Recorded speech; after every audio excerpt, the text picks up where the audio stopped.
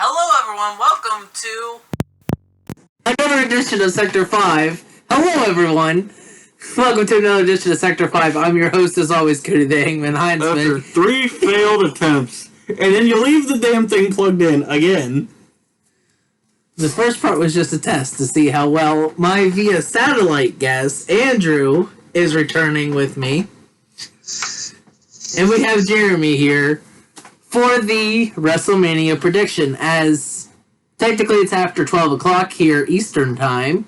WrestleMania Night 1 will be today. So we are here to give our predictions on Night 1. I forgot that it was a two-night event. Okay, awesome. Yeah, it's a 2-night event. Again.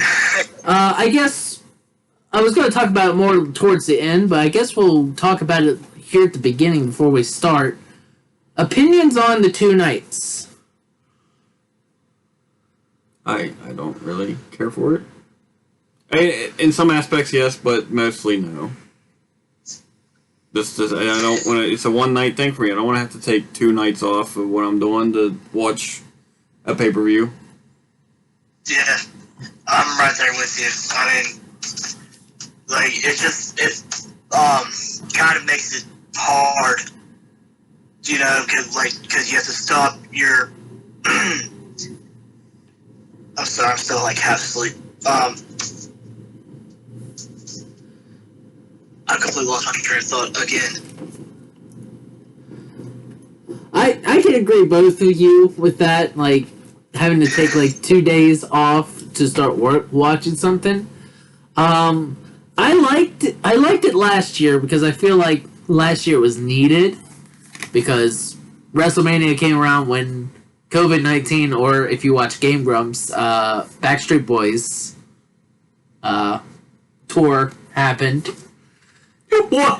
That's what Game Grumps called COVID, because for a while on YouTube you would get you wouldn't get monetized for saying COVID on YouTube, so they called it the Backstreet Boy tour. Why are they demonetizing people for saying COVID? I don't know. Well, I guess what? You're getting demonetized. I don't even get paid. Oh, no chance of it happening now.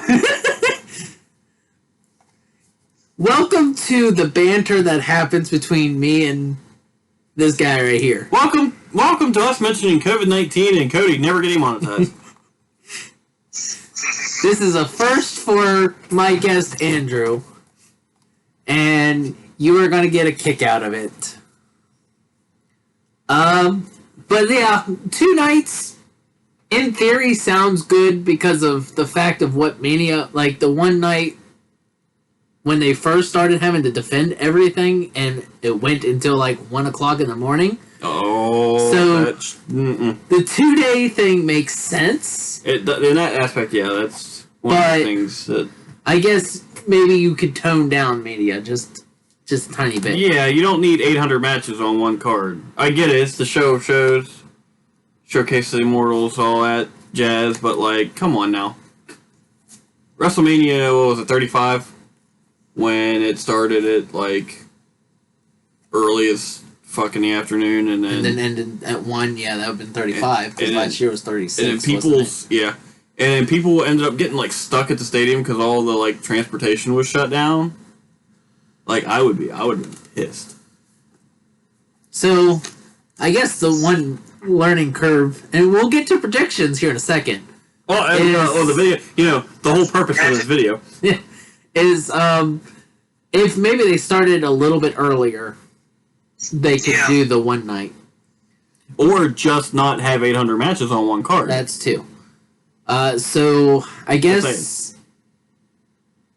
we'll do, final thoughts are starting before they even do predictions. Remember when WrestleMania used to be 4 hours? And I could go to bed at a decent time and not have to take 2 nights off. That made me forget what I was going to ask. Oh, do you think they would go back to 1 nights, or do you think the 2-night thing is here to stay? I feel like I'm hoping that it's... I have high hopes that it's not, and they just, dial back. I mean, Honestly, like for at least for like in the perspective of people watching, I mean, if you like get a ticket and go down there, I mean, you get what you get what you're signing up for. You're going to be. You're not leaving early. Plus, you got all the access stuff, and WrestleMania is technically it's a weekend thing. Like it's always been like a weekend thing. It's kind of convention. Like even before they started the 2-night show, it's always been a multiple day thing. Yeah. It's not just the show; it's about the access and all that. It's a whole experience. But for people watching it, at home that don't get to do all that, we don't want to sit through 800 hours of shitty wrestling because let's face it, WrestleMania the past few years hasn't exactly been up to par. 19 was good. Or not 19. I always say the year that the WrestleMania happened. See, this is my dumbass attack coming in now. WrestleMania 35, 2019, was good. WrestleMania 19 was good, though. I mean, come on. We had Rock and Austin.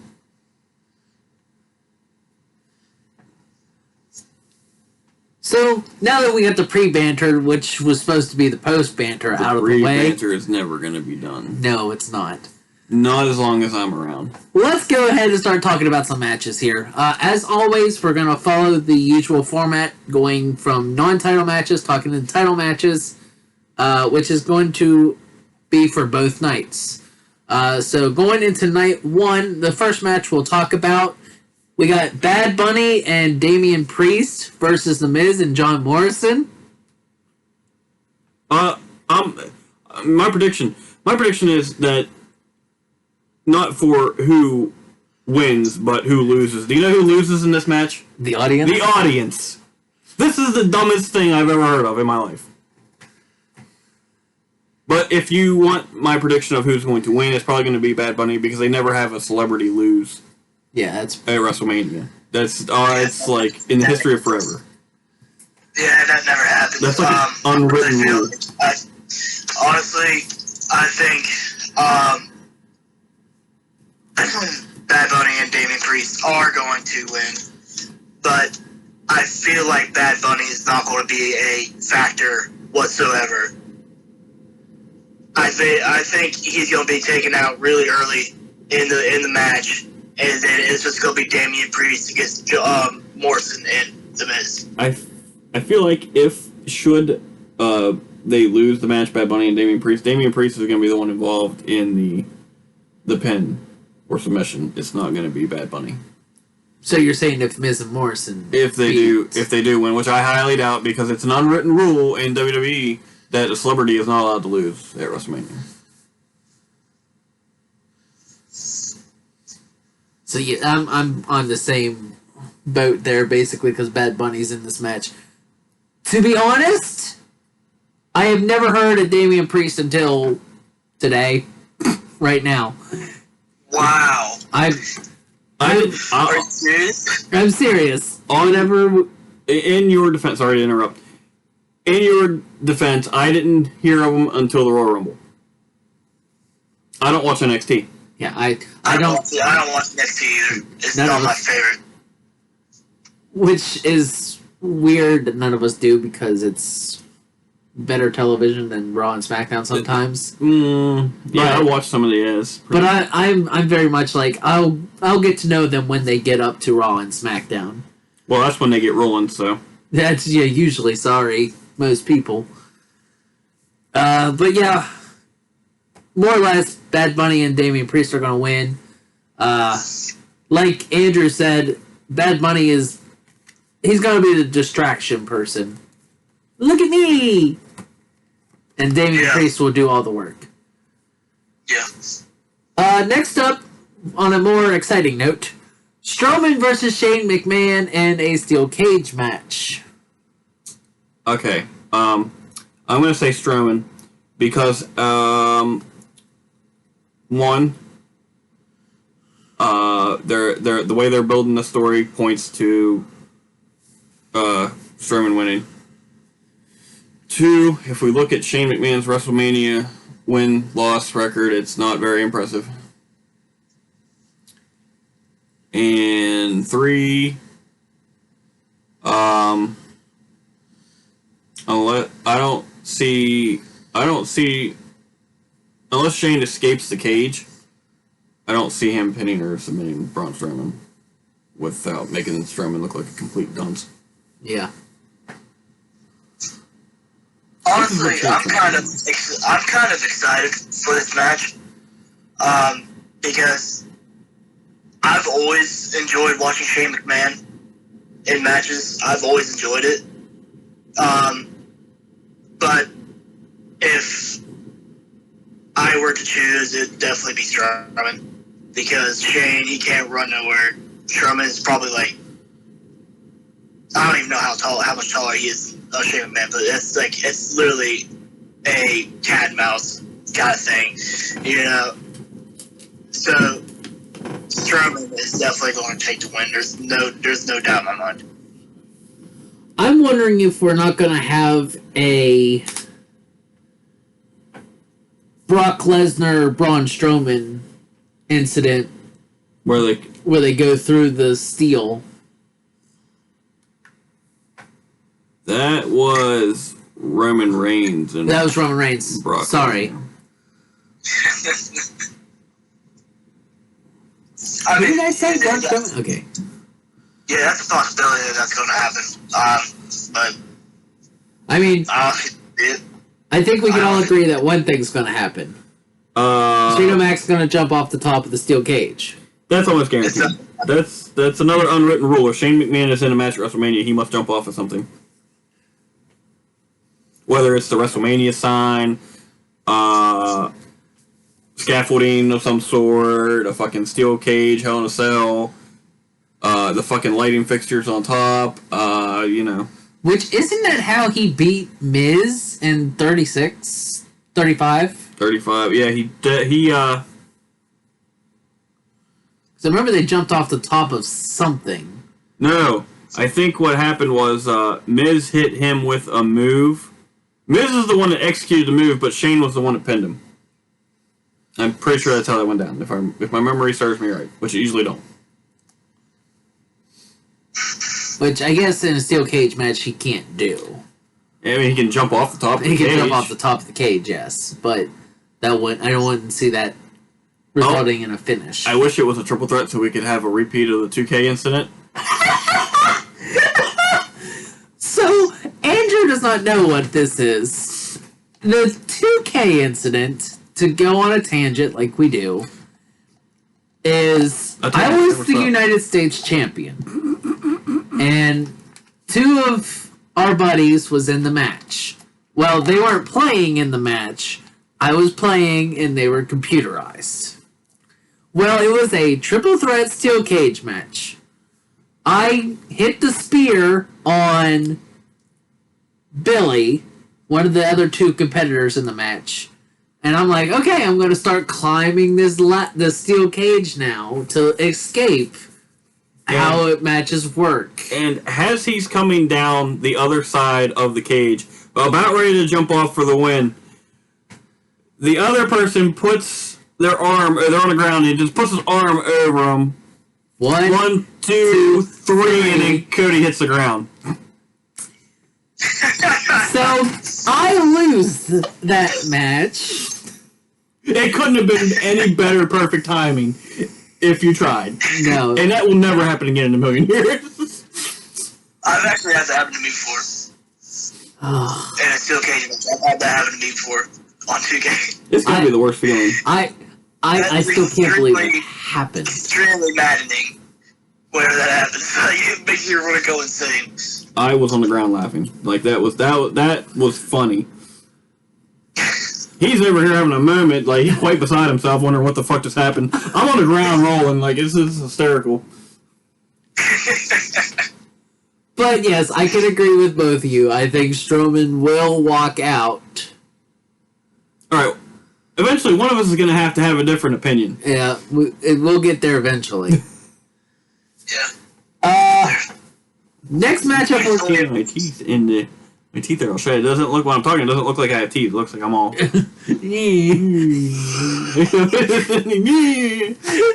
Anyways, next up, let's talk about Cesaro versus Rollins. Oh, this is another one of those matches. See, most of this card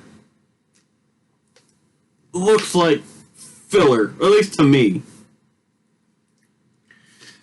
But anyway, if I'm gonna say, I'm gonna say Seth Rollins. I disagree. I think Cesaro is going to take the win. There you go. The differences.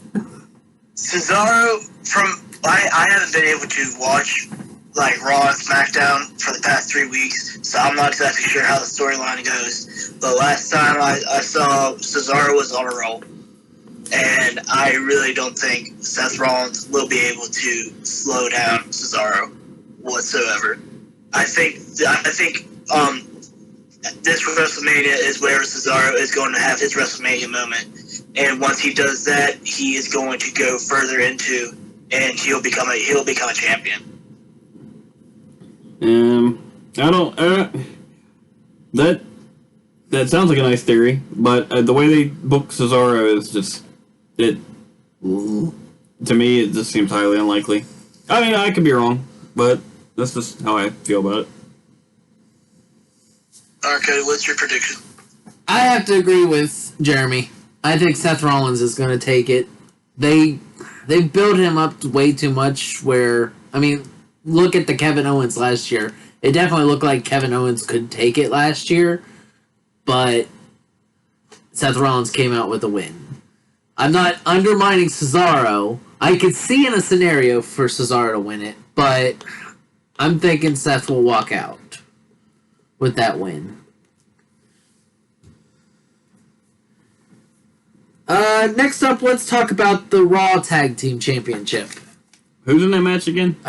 New Day, Kofi Kingston, and Xavier Woods versus AJ and Omos. I say New Day retained. It's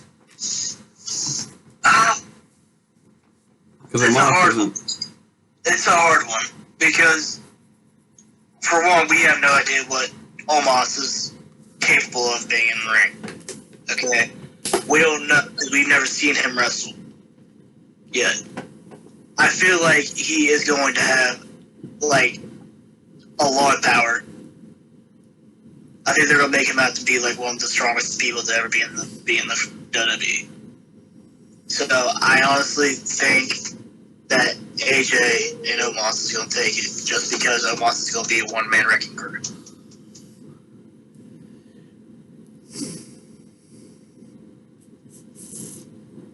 This was a rough one for me because I want to say I think AJ and Omos are going to pick it up, but having the fact that it's the New Day as the champs makes me think that they wouldn't drop the title. But then again, I also think it's transitional. The tag team titles basically now are kind of hot potato. So it's anyone's ballpark on that one. It's anyone's guess. It's just. So I'm gonna go with AJ and Omos. All right, I guess I'm the only one with the New Day. I mean, I love the New Day, but I honestly do not think they have what it takes to take down AJ and Omos. Okay, rant time. Since he mentioned he loves the New Day. Yeah, we were talking about this the other day. New Day has been around way too long. It's become way too stale. I can't deal with it. They need to break the New Day up. I'm sorry, they gotta go. Make one of them heel, have one of them turn on the other. It's been way too long. I've been wanting New Day to break up since New Day basically formed because they took away my favorite superstar, Kofi Kingston. Yeah, they changed him. I miss his Jamaican, his whole Jamaican style. I don't need the Jamaican back. I just want his old theme song back, and I want the boom, boom, boom. It was my favorite entrance. Okay, I'm gonna tell you this. Even if they do have him come back to singles, they're probably gonna give him a new theme. Yeah, we talked about that. And he's probably gonna have a whole new gimmick too. He's probably not even gonna be the same. Probably not as he was before. I don't know. Especially if they turn him heel, because I don't think he's been heel since he's been with the company. I think he's been face. Well, other than the New Day. New Day was heel a few times. Other than that, though, like during a single, I don't think he's ever been heel.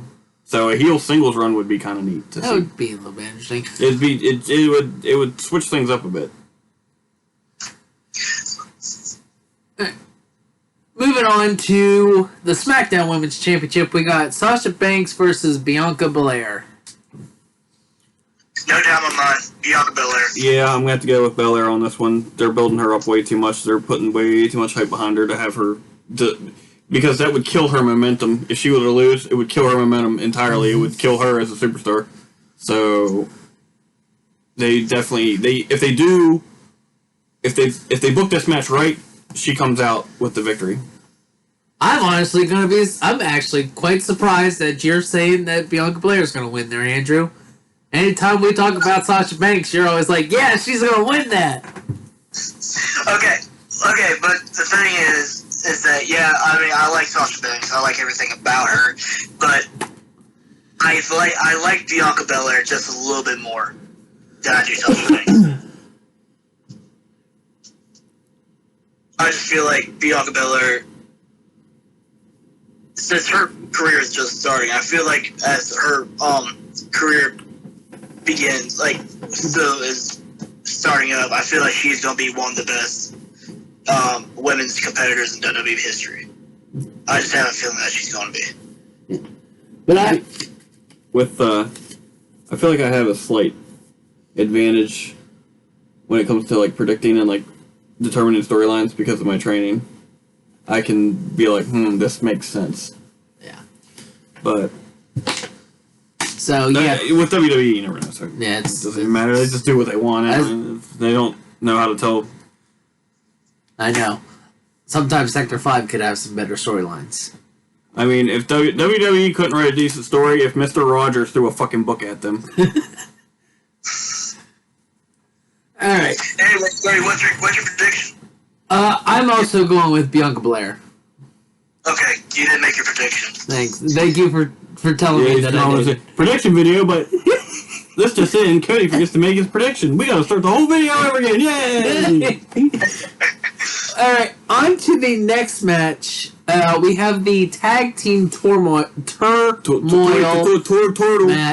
The turtle match. With Naomi and Lana, Mandy Rose, Dana Brooke, Liv Morgan, Ruby Riot, Natalya, Tamina. Winner gets to take on Shayna Baszler and Nia Jax on night 2 for the tag team championship. I'm gonna say Naomi and Lana. That's all, folks.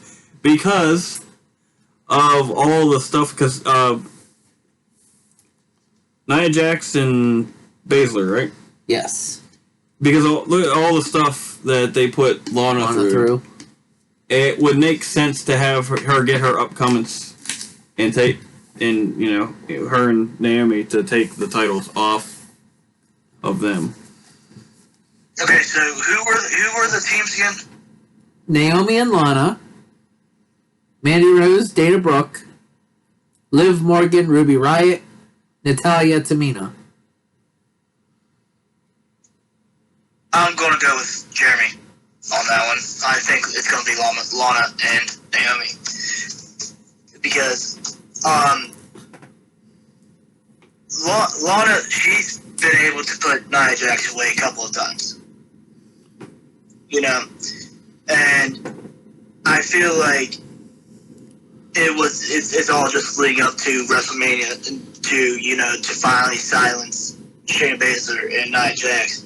And I don't know why I feel like this, but I feel like if Nia Jax and Shayna Baszler lose at WrestleMania, they're not going to be a team anymore. I feel like after they lose at WrestleMania, they're going to go their separate ways and go back to being solos. Which makes sense. Yeah, it could start a potential feud with those two. That would be something. Which I feel like Shayna Baszler's ready to get out of that. Yeah, that's what made me start feeling like that, because ever since Nia Jax brought in what's that guy's name? I don't remember. Who? The black guy that was like Reginald. Reginald, yes. Thank you, sir. Yes, Reginald. Ever since Nia Jax brought Reginald in, Shayna Baszler has been absolutely annoyed with that. So I feel like if they lose, it's going to be too much for Shayna Baszler, and she's finally going to break away. And quite honestly, I cannot wait to see that happen. Me too. I do not like Nia Jax and Shayna Baszler. I've never liked them. Not even once. Like, not even since I first saw them, I've never liked them. Alright, on to the WWE Championship match. We got Bobby Lashley versus Drew McIntyre. Drew McIntyre, as I have explained to Cody already, that the way they're building this match and the way they're building Bobby Lashley as a heel, I just think that he's just going to pick the title back up. I can almost guarantee that.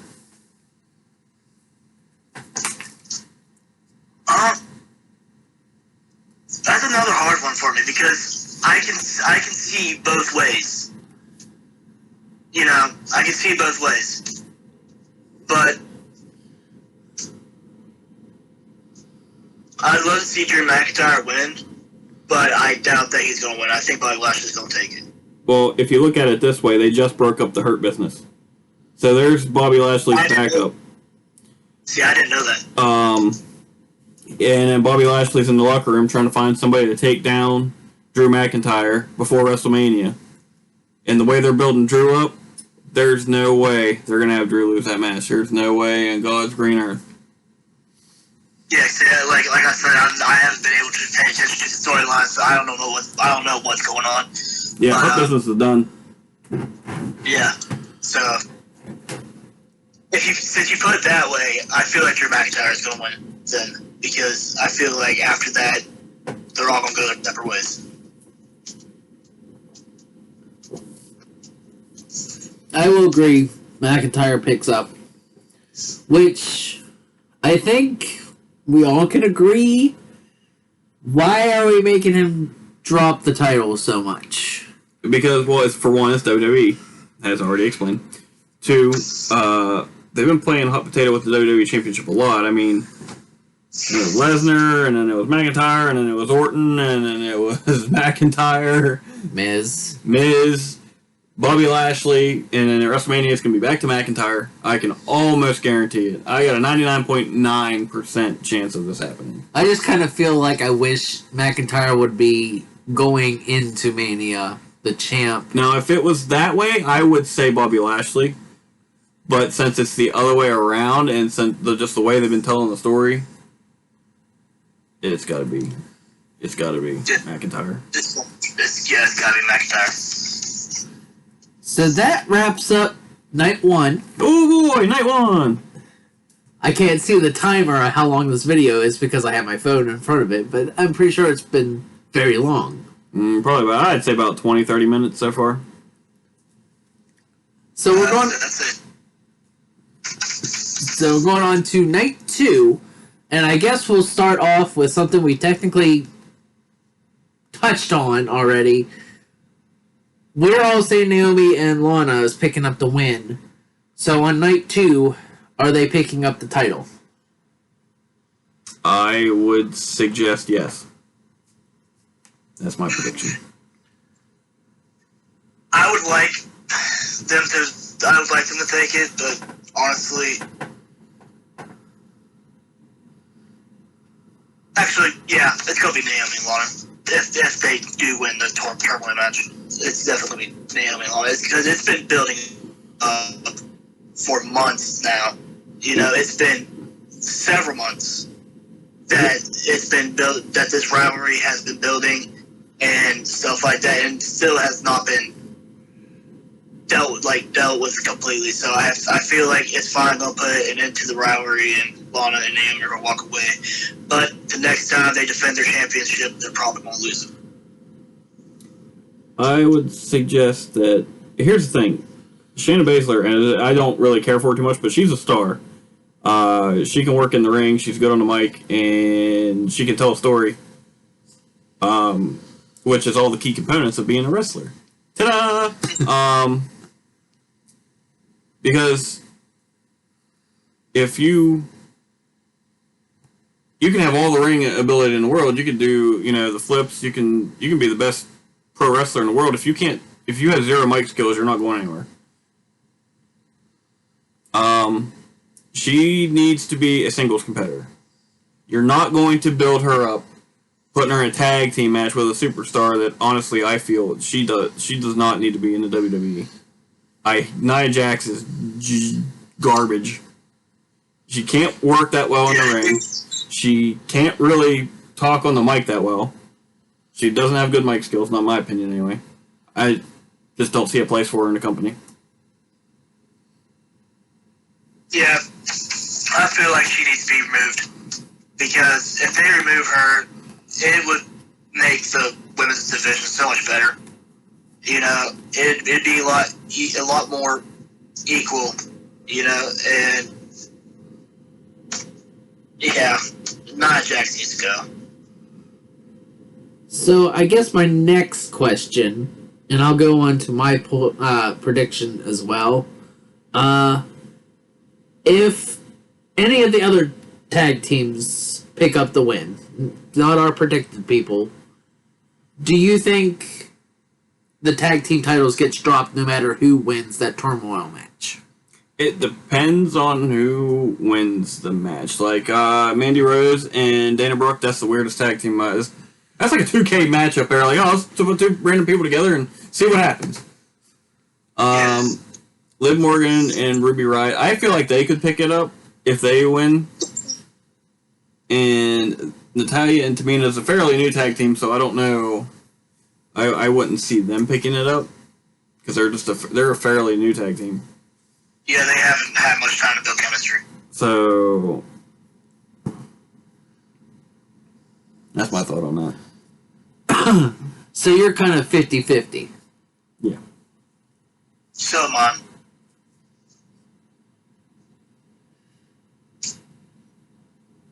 Yeah, I'll say 50-50 as well. So, moving on to the next match, we'll talk about The Fiend versus Orton. Whew. I say I'm gonna say Fiend. Just because they've had him away, and they've been building up this whole thing after Orton burned him alive, and now he's back.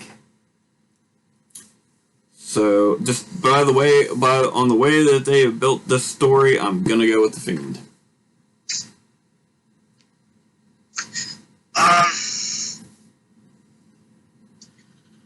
Yeah, I'd say the Fiend as well.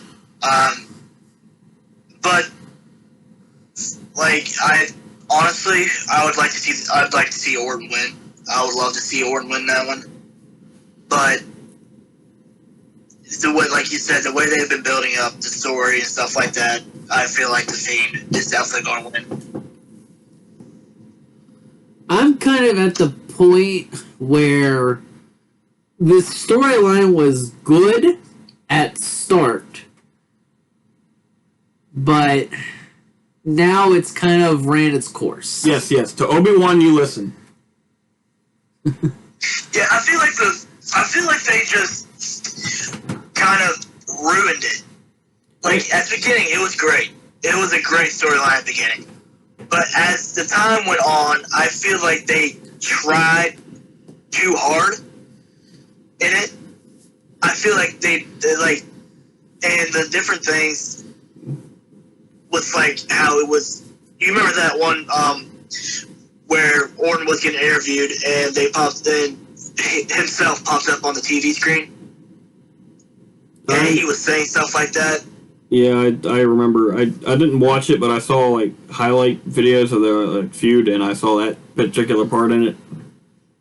I found that that just completely threw all the excitement I had for that storyline off, because there's like what they did with it.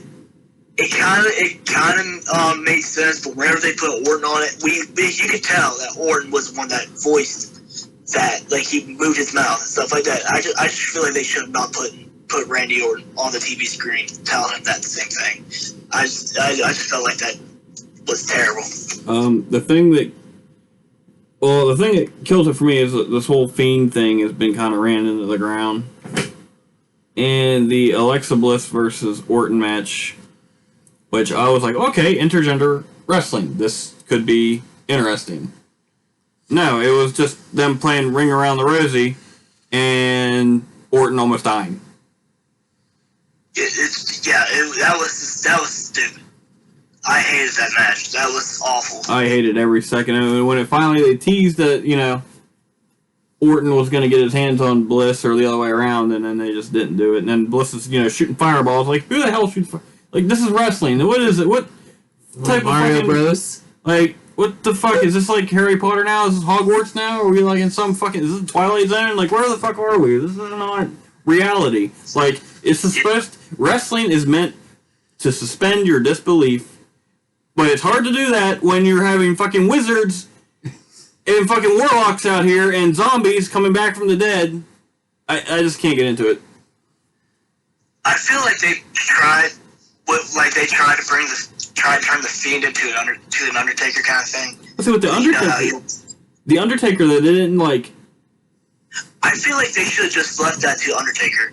Yeah. To where he comes back from the dead and stuff like that. They should have just left that at Undertaker. That was his trademark, And I feel like they flirted way too much around that with the Fiend. It just, quite honestly, it kind of destroys Undertaker's legacy a little bit.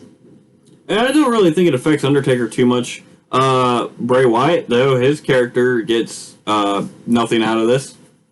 I don't think it's gonna hurt the Undertaker too much, though. Just because the Undertaker's been the phenom of the WWE for 30 years, and he's been for the most part booked pretty well. Yeah. I don't think it'll hurt Undertaker at all.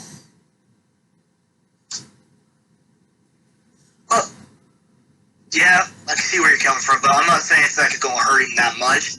But it's still, I just feel like they flirted way too much around what Undertaker used to do, with the Fiend. I just felt like they got too close to it.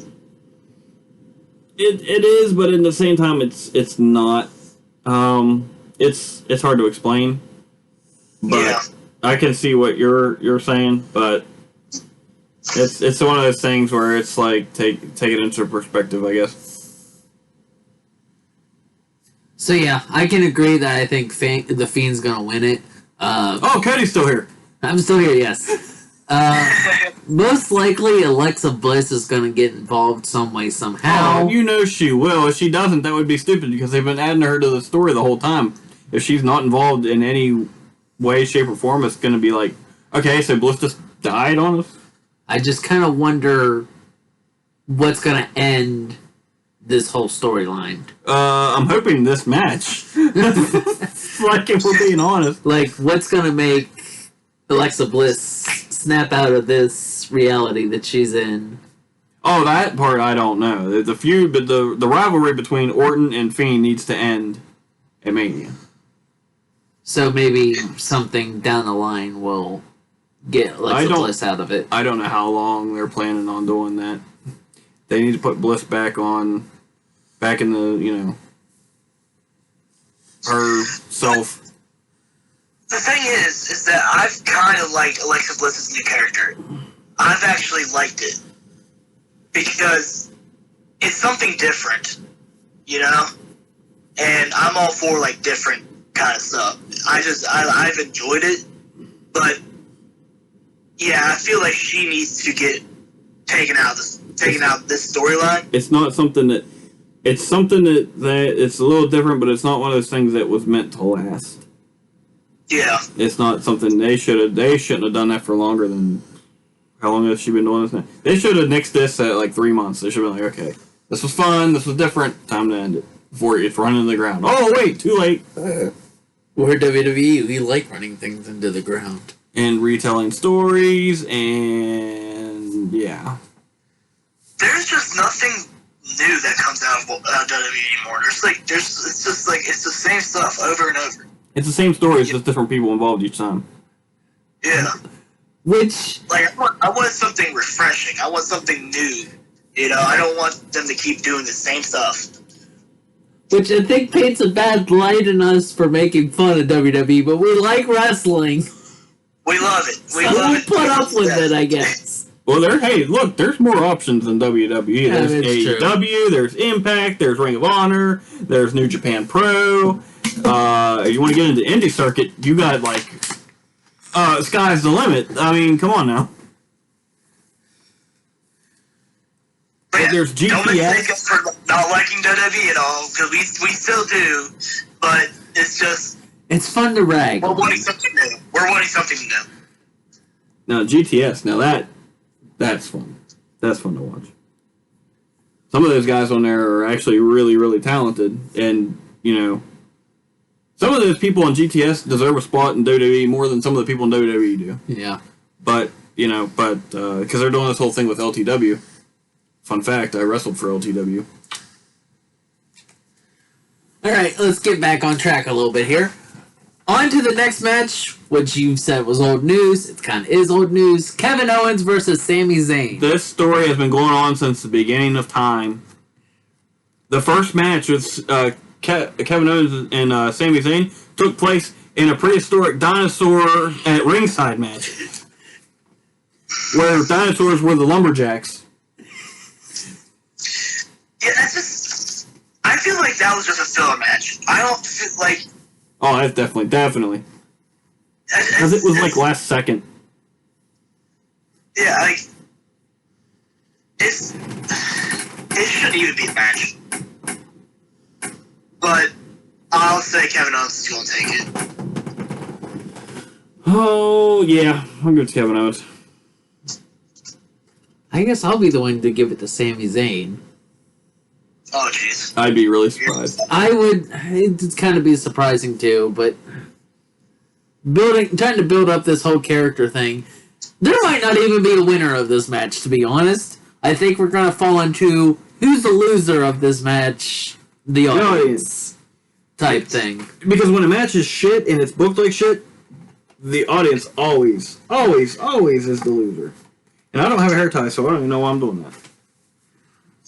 So we're going to move on to Big E versus Apollo Crews for the Intercontinental Championship in a Nigerian drum match. Apollo Crews. Honestly, like, I don't know about you guys, but I've actually enjoyed this rivalry between Big E and Apollo Crews. I haven't really paid much attention to it. I've enjoyed it. Because I've always been a fan of Big E ever since I first saw him, where he was with AJ Lee. Do you guys remember that? Yeah. Yeah. I've always been a fan of him. Ever since I first saw him on WWE, I've always been a fan of him. I like his entrance music. It makes me happy to see that he's actually doing something other than being a part of a trio, you know? So that's why I've been enjoying it so much, but also... But one thing about Apollo Crews that drives me absolutely nuts is that you can definitely tell that his accent that he has is fake. Oh yeah, because he never had it before. Yeah, it's like, it's not good voice acting at all. You can tell that's fake. But yeah, so I'm gonna give it to Big E. I think I have to give it to Apollo Crews just for the sole fact that it's catered to him. It's a Nigerian drum match. Whatever. Well, That is. not everybody... Oh yeah, if you're going off that alone, not everybody wins their specialty match. I mean, I think Undertaker's lost more Hell in a Cell matches than he's won. I don't know about casket matches, buried alive matches. I think he's lost more of those than he's won. So, This is kind of like a one-off type match, though. I don't figure we're going to see the next pay-per-view known as the Nigerian drum match pay-per-view. Yeah.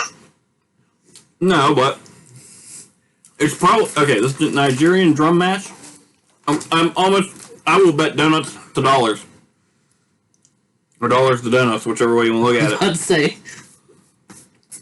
I bet dollars to donuts that this match is probably just a variation of a match that already exists. I feel like it's a variation of this symphony match.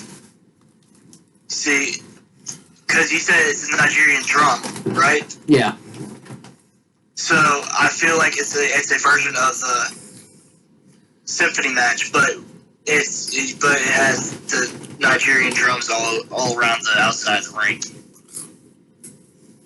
So are we thinking that it's still going to be like pinfall submission type thing? I couldn't even begin to tell you.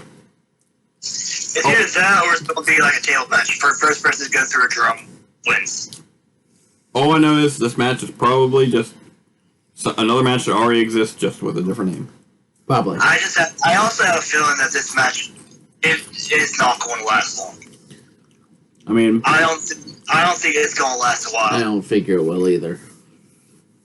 I think it's just going to be a real quick match because for some reason WWE has been throwing in very short matches on pay-per-views. And quite honestly, I find it very stupid. Like when you watch a pay-per-view, you want exciting. Like You don't want matches. something that you can see on Monday Night Raw. Exactly. So, what's your prediction, Cody? I'm going with Apollo Crews. I'm going to stick with Apollo Crews.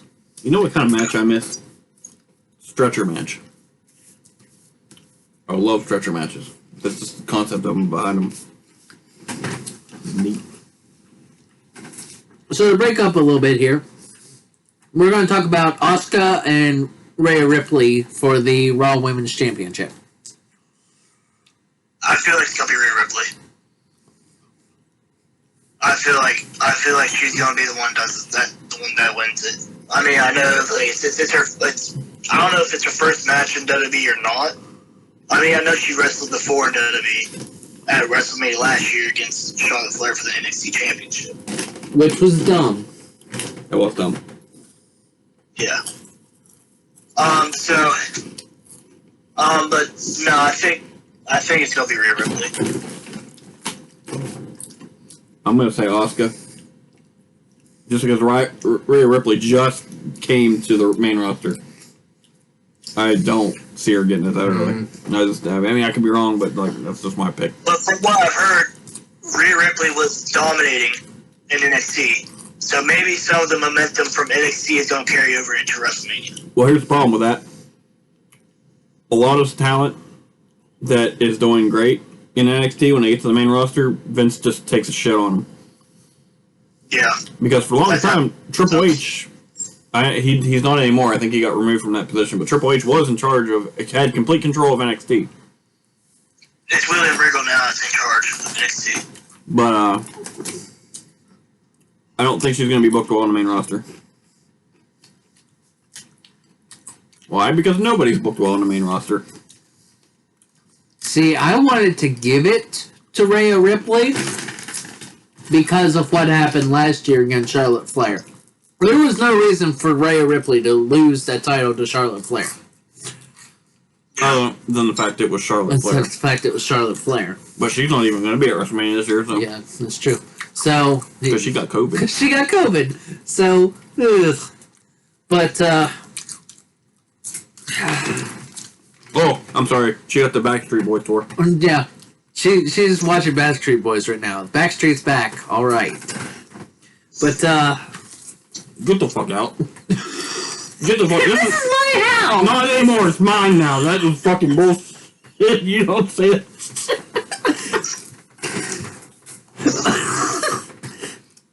Hand over the fucking time. Anyways, after you're bringing up that point, I think I have to give it to Asuka. If anything, this is setting up where Rhea Ripley will maybe pick it up at Backlash.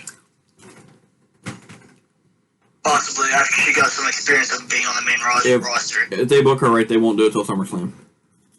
Possibly that too. But I've just had this feeling that Asuka's had she's had the Raw Women's Championship since Money in the Bank. Wait, no. Yeah. Yeah, she got it.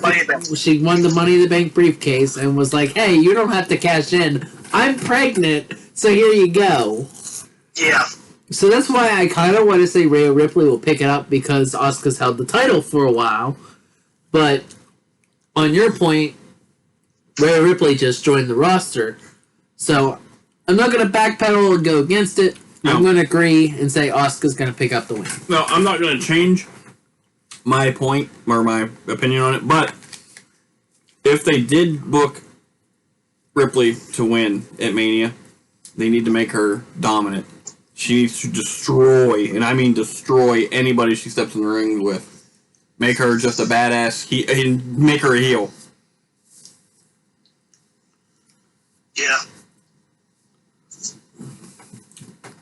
Next up, we got Sheamus versus Riddle for the United States Championship. Sheamus.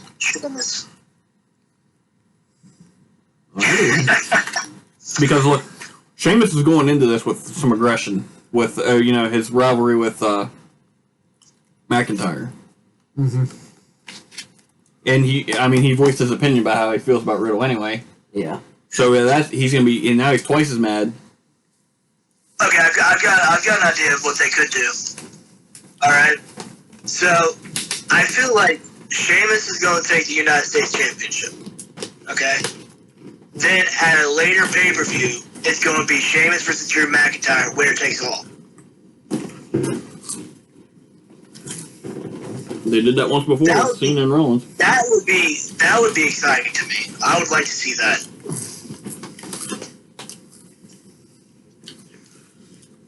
But yeah, I can agree. I think Sheamus will take it. Riddle's kind of looking like he might just be a transitional. Yeah, I don't see them doing too much with him. No. I've been a huge fan of Riddle. I've been a huge fan of Riddle. Ever since he came onto the scene, I've always been a fan of him. I've always enjoyed everything that he does. I love how he does everything. Real champions wear boots in the ring. Oh, my bad. So, last match that we have to talk about is our Universal Championship match, which is the Rated R Superstar Edge, the Royal Rumble winner, versus Roman Reigns versus Daniel Bryan. Edge.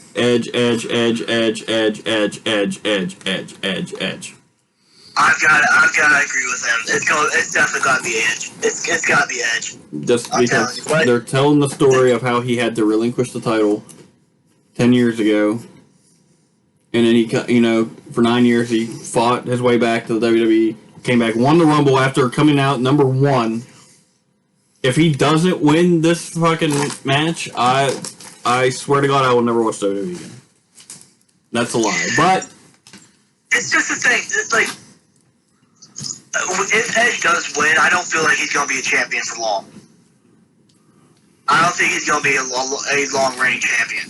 Well, the rumored plan is that he's going to win the Universal title and then bring back the big gold, which, if that happens, they got me sold. Wait, so they might be bringing back the World Heavyweight Championship? Mm-hmm. That'd be awesome. I would love to see that. That's the plan. I don't know how true that is, because it's the wrestling news stuff. Some of it you gotta take with a grain of salt. Most of it you have to take with a grain of salt. And vinegar.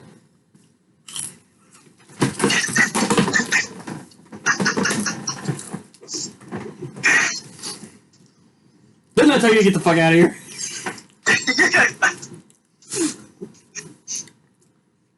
So, I got his opinions on most of it.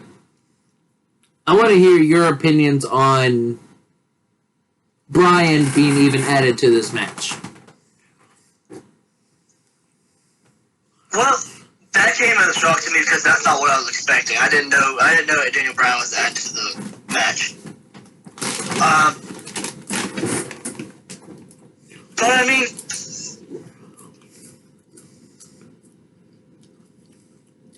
okay with it. But then again, I mean, it's something new because whenever someone wins a Royal Rumble, it's usually just it's usually a one-on-one. So they changed it to make it to a triple threat. But I can see both ways. I can see either Edge taking it or Daniel Bryan taking it, because they were talking about how Daniel Bryan beat Batista, and who was the other guy that he beat? Randy Orton. Randy Orton, and got the WWE Championship and the World Heavyweight Championship. Since they told that story, I can see Daniel Bryan taking it. The only reason they did that was because back then Daniel Bryan was hot. I mean, he was about as hot as CM Punk was back in 2011. Yeah.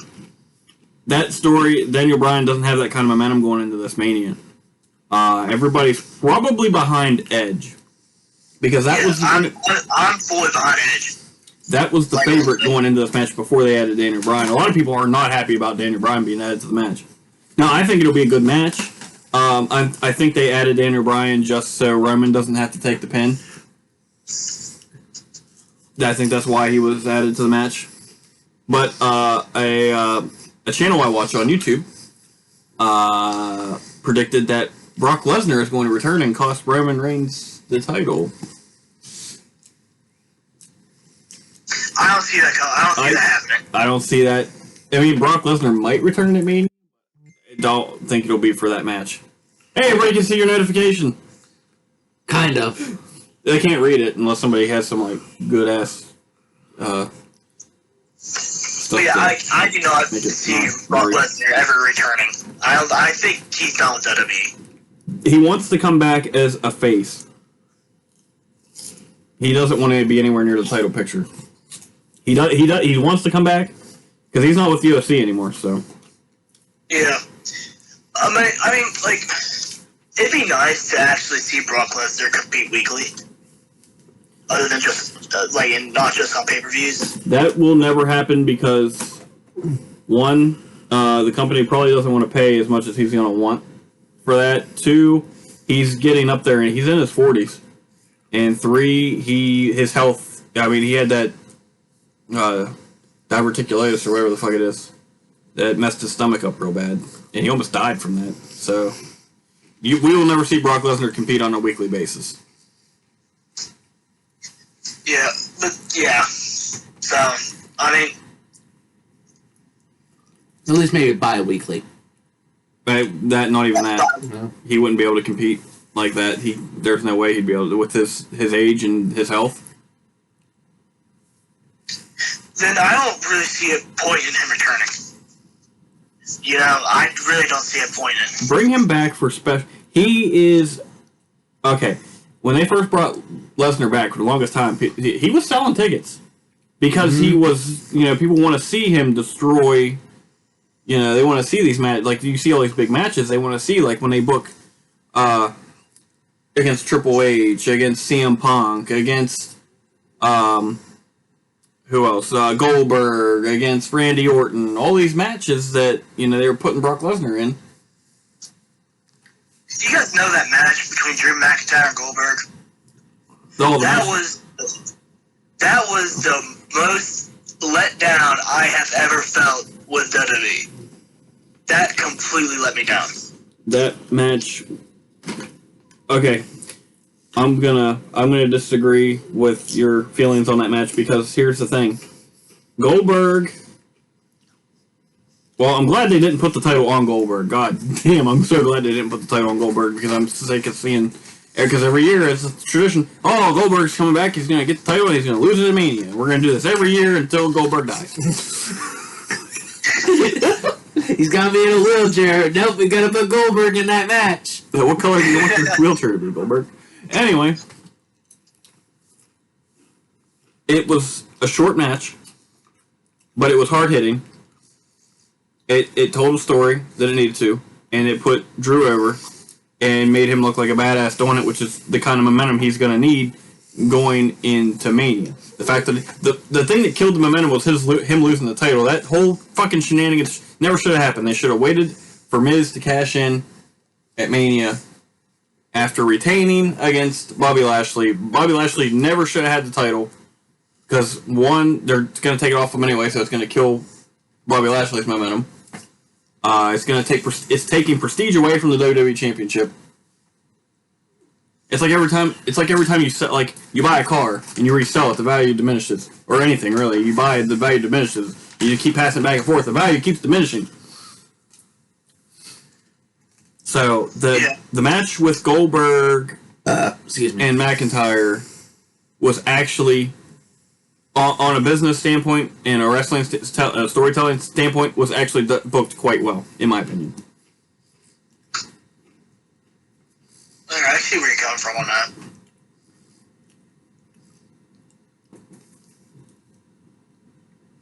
Anyway, so we're all on edge, I guess. No, we're all on edge. Made a prediction yet, bud. That's Daniel Bryan and Roman Reigns. What? Who you picking? Daniel Bryan, Edge, or Roman Reigns? That's what I said. We're all edge. We all think edge. Okay, I didn't hear you. Which, if that's the case, I mean, I guess the Raw Women's Championship is the one that we don't think is going to switch hands. Right now, our predictions are a lot of titles changing hands. So I'd say some of us are probably wrong. Well, WrestleMania is probably the most likely where a bunch of titles are going to change hands. Yeah. That's the big show. That's where a lot of stories come to an end. Sometimes where stories begin. But, I mean, look at WrestleMania 21. Both world titles changed hands that night. Yeah.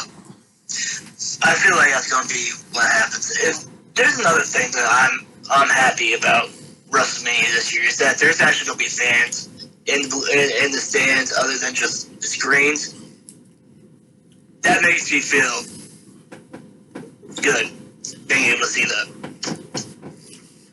because it's been too long since we haven't seen anybody in the bleachers. And quite honestly, dude, whenever I watched it back before this whole COVID thing happened, honestly, whenever I would look for fans while I watched. Like, I wanted to see how they reacted, because some stuff was extremely funny. You know, how everybody was reacting and stuff like that. That was one of my things that I loved most about WWE, was being able to see everybody's reaction to it, you know? When COVID first hit and they were doing just completely empty arenas, it made me feel like I was in training. Practice matches. I could hear Brandon K in the background. He picked it up. You...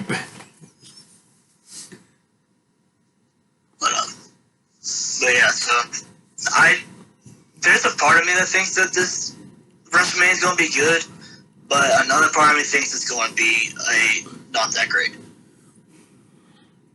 It's probably not going to be good. I can almost guarantee that it's not going to be good. I mean, there'll be one or two good matches.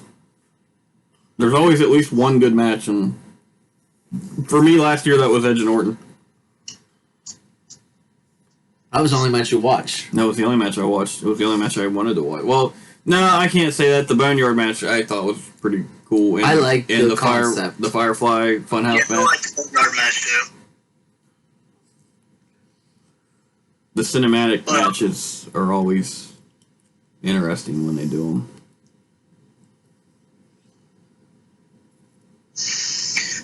Well, I think that concludes our predictions. Yep, that looks like we're done to it. I guess I'll ask this since we were touched on it a little bit. What match are you excited for Mania? The big one for me is the triple threat for the Universal. That's the only one that I've really been following. That's the only... I mean, I've watched some other stuff too, so I kind of know what's going on, but like that's the big one I've been following.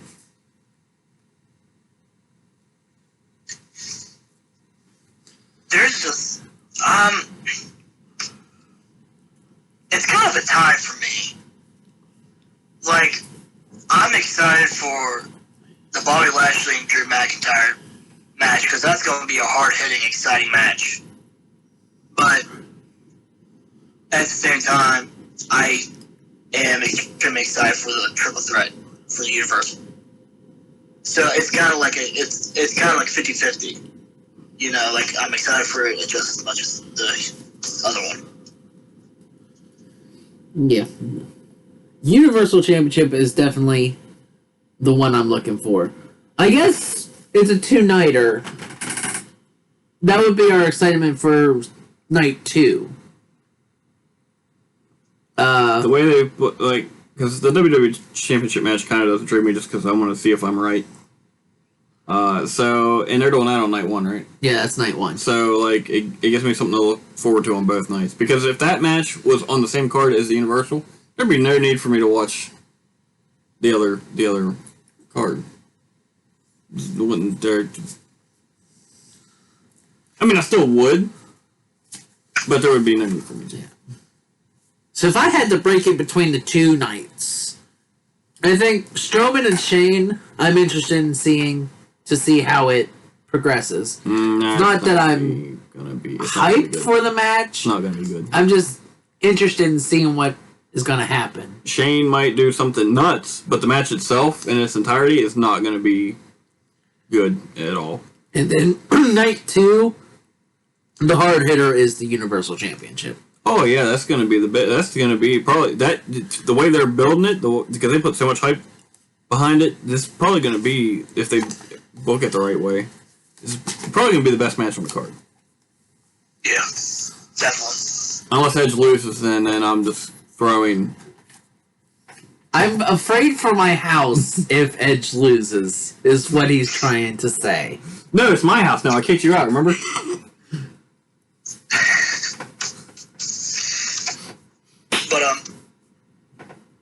But yeah, so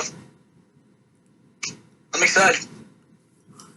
And I'd like to thank both Jeremy and Andrew for joining me via satellite. And it is 2:18 in the morning. And we started this like what, an hour ago? 2 hours ago? It was 1:11 when I looked at it. So this is an hour-long video. So we got about half an hour for each night. I think we broke it up pretty well. I mean, it may have went a little bit quicker if we didn't have the back and forth. I mean, the back and forth is what makes it fun. I mean, if it was just predictions, us giving predictions and then not having fun, would it really be worth watching? No. See? You bring the fun to the channel. I do. And this is my channel. There's a problem with that. But I hope y'all enjoy. I want a contract. Do we want to do a review after both nights, or do 2 different reviews? 2 different reviews. Okay, so I vote that we should do 2 different ones because there's going to be a lot more to talk about than with predictions because we're going to have to break down each match and talk about each match individually. 14 matches is a lot to go through. I think we should make 2 videos for each night. Like, one video for one night, for first night, and then the second video for the second night. I feel like we'd have more time to really break down the matches, really explain and like give our predictions of how that title, if any title changes hands, so we can make our predictions of how that's going to end, where that's going to go. And then I feel like we'd be able to get more down to detail, and I feel like it would make it pretty interesting for people to watch if we get down to the details. So I'm going to say, I guess, tomorrow, whenever Mania, the first night ends, we'll reconvene and tell our thoughts for night 1. And then after night 2, we'll make a video for night 2. And then kind of just overall. Well, the thing is that I work Sunday. So I'm not going to be able to watch the second night Sunday. So I'll have to watch that. I'll have to watch it Monday. Okay. So we can do it Monday. Okay, we'll discuss that off screen. Yes. So I hope y'all enjoyed. This was fun. I will admit, this was very fun that I have the capability to now be a satellite guest. I mean, this is ancient technology. I mean, they've been doing this for years. You just now acquired said technology. Yeah. But I hope y'all enjoyed. And as always, I'm Cody the Hangman Heinzman. This is Jeremy. No, I'm not. Via satellite Andrew. And that's just how it is.